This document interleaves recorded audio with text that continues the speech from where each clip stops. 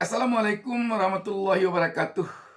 Jumpa lagi dengan saya Bustami Narda, sahabat BN, perhelatan Partai Nasdem, Kongres Partai Nasdem ketiga yang berlangsung kemarin di Jakarta memunculkan hal-hal yang menarik.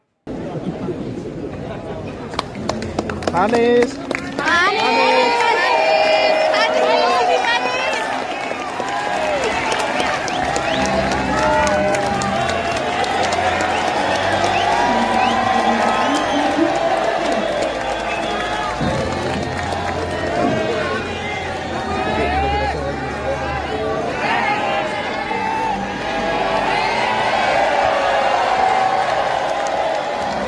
Partai Nasdem!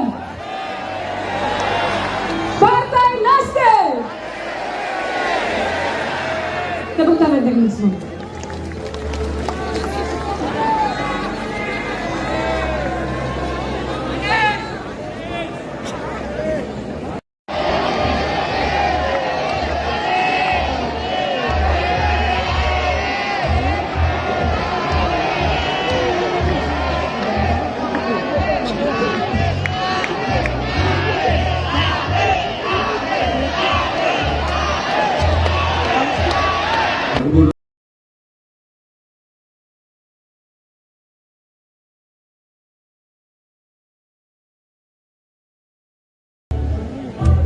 Mohon perhatian, hadirin dimohon berdiri.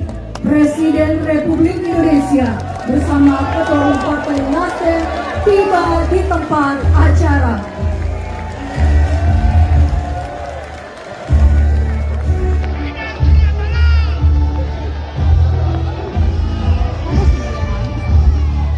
Satu hal yang menarik muncul dalam kesempatan ini.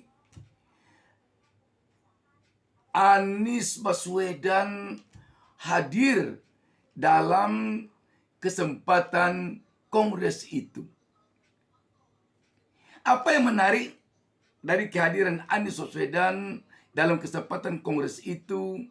Begitu Anies Baswedan memasuki arena kongres, sorak-sorai bergemuruh memanggil-manggil nama Anies Baswedan. Partai Nasdem yang telah menyatakan diri mendukung koalisi Indonesia Maju atau mendukung bakal calon gubernur dan wakil gubernur Jakarta Ridwan Kamil Suswono. Tiba-tiba ketika Anies Baswedan memasuki ruangan Kongres Partai Nasdem, kader Partai Nasdem serentak mengeluh-elukan Anies Baswedan.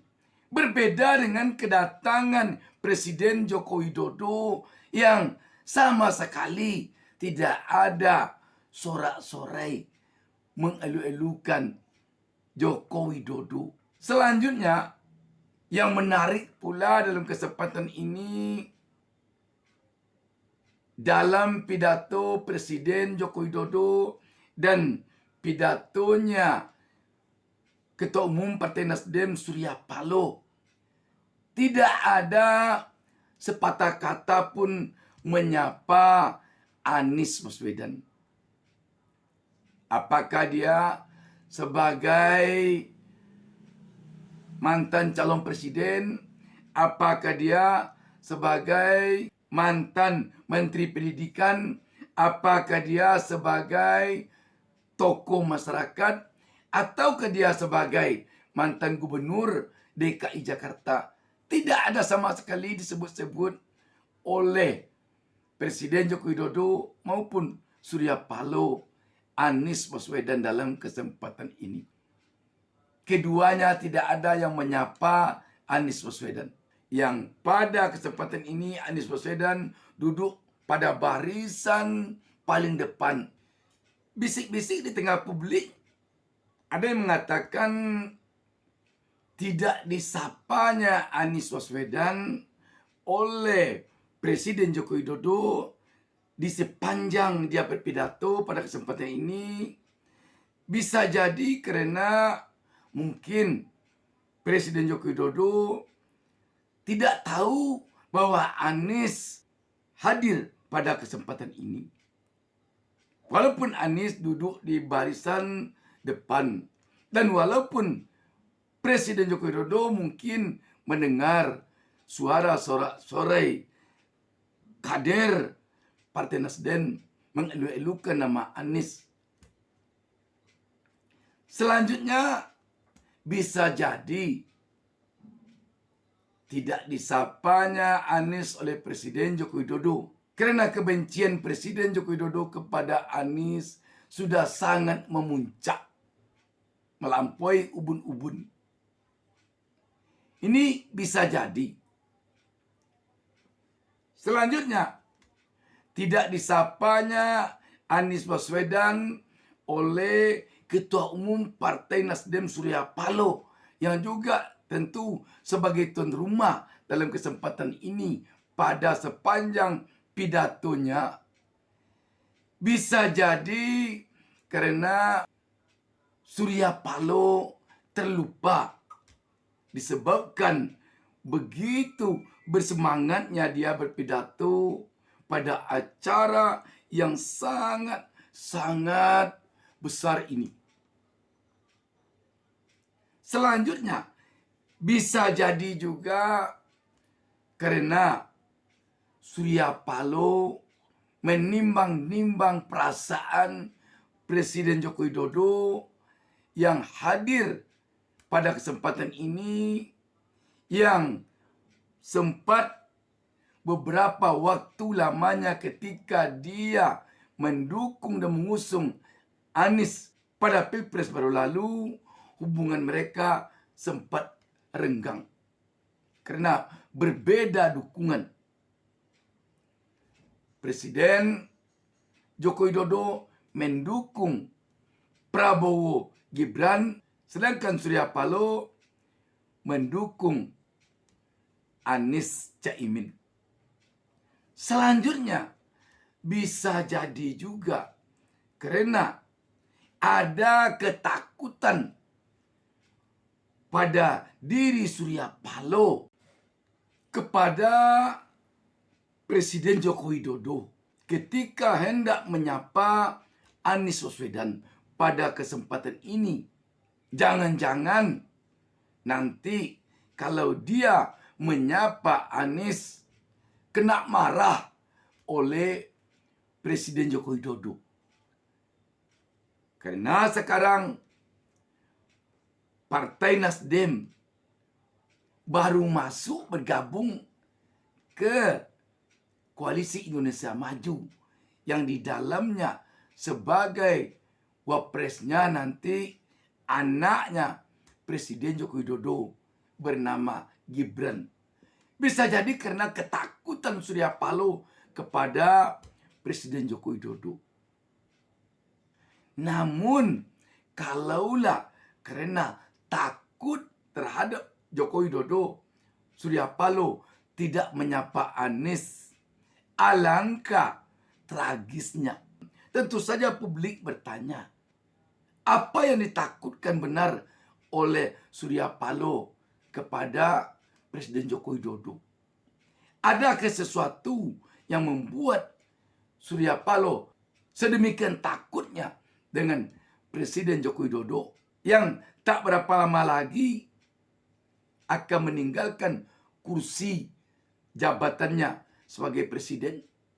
Tanda tanya ini tentu Surya Paloh yang bisa menjawabnya. Akan tetapi sahabat BN, seharusnya dua orang tokoh ini mau memperlihatkan jiwa besarnya kepada publik, kepada rakyat, bahwa mereka itu di dalam berpolitik sudah pada dewasa, bahwa mereka berdua itu di dalam proses berbangsa dan bernegara sudah berada di level atas dan malah paling atas yang harusnya memberikan contoh teladan yang baik kepada rakyat, kepada publik, kepada generasi muda di dalam berjiwa besar, di dalam mewujudkan jiwa negarawan di saat berpolitik. Kalau tidak menyapa hanya karena benci, hanya karena takut, itu agaknya bukanlah jiwa seorang negarawan. Bukanlah itu memperlihatkan jiwa besarnya seorang tokoh. Dan memang harus kita akui, ketakutan, kecemasan, kebencian pihak penguasa kepada Anies ini sekarang ini ataupun selama ini tidak bisa lagi disembunyikan. Sudah diketahui oleh rakyat. Tetapi yang jadi pertanyaan, apa sesungguhnya yang dibencikan? Apa sesungguhnya yang ditakutkan? Apa sesungguhnya yang dikhawatirkan oleh penguasa terhadap Anies Baswedan ini? Apakah takut, khawatir, benci? Kalau nanti Anies ini sempat berkuasa, dia akan membongkar kebobrokan dari rezim yang berkuasa sekarang ini. Harusnya kalau tidak ada berbuat kebobrokan sama sekali, tak perlu cemas, tak perlu takut, tak perlu khawatir. Silakan saja sepanjang tidak ada berbuat. Mau bikin apa dia? Mau bongkar apa dia? Atau apa dibalik itu lagi yang membuat mereka ini anti benar kepada Anies Baswedan? Namun setidaknya fenomena ini terlihat dari apa yang dikemukakan oleh Faisal Assegaf. Ketua Umum Partai Negoro Faisal Assegaf membongkar ada beberapa pihak yang menjadi biang kerok penjagalan mantan calon gubernur sekaligus calon gubernur Jakarta 2004. Ada manuver 2-3 orang berinisial D, A, dan J yang melakukan konspirasi busuk untuk meneror 3 partai untuk membuat Anies dijegal agar tidak masuk ke kontestasi pilkada. Ucap Faisal dalam orasinya, dia mengatakan penjagalan Anies itu dibalut dengan alih koalisi, yakni melalui Koalisi Indonesia Maju atau KIM Plus. Kita dalam kondisi yang tidak santai. Rakyat hari ini sangat dibuat prihatin oleh manuver segelintir elit partai. Ucap dengan tegas Negoro Faisal Assegaf. Adanya perolehan suara DPR pusat, DPRD di seluruh Indonesia oleh 3 partai, yakni Partai Nasdem, Partai PKS, Partai PKB, karena rakyat, setuju nggak? Rakyat memilih 3 partai itu dengan perolehan suara yang signifikan. Karena siapa? Karena siapa? Kita berdiri tegak bersama Pak Anies dalam satu tujuan, menyelamatkan ibu kota Jakarta. Kita tidak akan membiarkan Jakarta dipimpin oleh calon permufakatan hasil partai politik, tapi pemimpin yang dihasilkan oleh suara rakyat. Dan rakyat telah memberi suara kepada PKS, PKB, dan Nasdem. Sampai hari ini kami masih berprasangka baik. Bapak Presiden PKS, Bapak Surya Paloh, Muhaimin Iskandar, mereka bukan pribadi-pribadi yang pembohong dan pengkhianat. Ada manuver 2-3 orang berinisial D, berinisial A, berinisial J melakukan konspirasi busuk untuk meneror 3 partai, untuk membuat Anies dijegal agar tidak masuk dalam pentas pilkada. Apa yang mesti dilakukan? Di sini tampak sekali betul betapa Faisal Assegaf begitu geram melihat apa yang terjadi kepada Anies Baswedan berupa pembegalan-pembegalan agar Anies Baswedan tidak bisa maju di Pilkada 2024 ini untuk Jakarta. Faisal Assegaf malah menyebut ada 3 inisial nama. Namun, kegeraman Faisal Assegaf ini terutama setelah 3 partai Nasdem, PKS, dan PKB meninggalkan Anies dibalas oleh putusan Mahkamah Konstitusi. MK dalam putusannya memastikan parpol maupun gabungan parpol bisa mengajukan calon kepala daerah meski tanpa kursi DPRD. Hal itu sesuai dengan putusan MK yang diajukan Partai Buruh dan Partai Gelora sebagai pemohon. Partai politik atau gabungan partai politik peserta pemilu dapat mendaftarkan pasangan calon jika telah memenuhi persyaratan sebagai berikut. Untuk mengusulkan calon gubernur dan calon wakil gubernur, A. Provinsi dengan jumlah penduduk yang termuat pada daftar pemilih tetap sampai dengan 2 juta jiwa, partai politik atau gabungan partai politik peserta pemilu harus memperoleh suara sah paling sedikit 10% di provinsi tersebut. B. Provinsi dengan jumlah penduduk yang termuat pada daftar pemilih tetap lebih dari 2 juta jiwa sampai dengan 6 juta jiwa, partai politik atau gabungan partai politik peserta pemilu harus memperoleh suara sah paling sedikit 8,5% di provinsi tersebut. C. Provinsi dengan jumlah penduduk yang termuat pada daftar pemilih tetap lebih dari 6 juta jiwa sampai dengan 12 juta jiwa, partai politik atau gabungan partai politik peserta pemilu harus memperoleh suara sah paling sedikit 7,5% di provinsi tersebut. Kemunculan putusan MK ini memberikan jalan kepada Anies Baswedan untuk berpeluang kembali maju pilkada, memenuhi keinginan rakyat yang menginginkan Anies Baswedan memimpin Jakarta kembali 5 tahun ke depan. Namun yang jadi persoalan sekarang ini, satu-satunya partai yang bisa mendukung dan mengusung Anies Baswedan maju di Pilkada Jakarta yang ada kursinya di DPRD Jakarta, PDIP.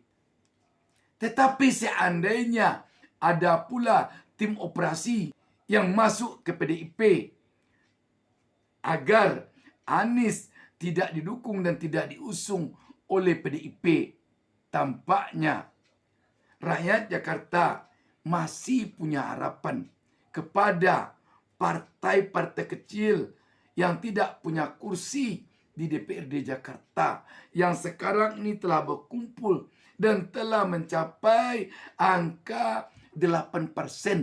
Mereka ini tampaknya sekarang bertekad akan memajukan Anies di Pilkada Jakarta, akan mendaftarkan Anies ke KPU nanti.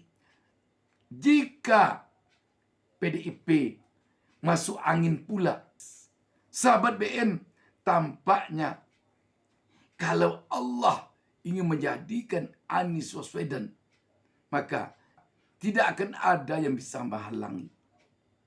Allah akan memiliki strategi jauh melebihi strategi manusia yang diciptakannya. Demikian, wassalamualaikum warahmatullahi wabarakatuh.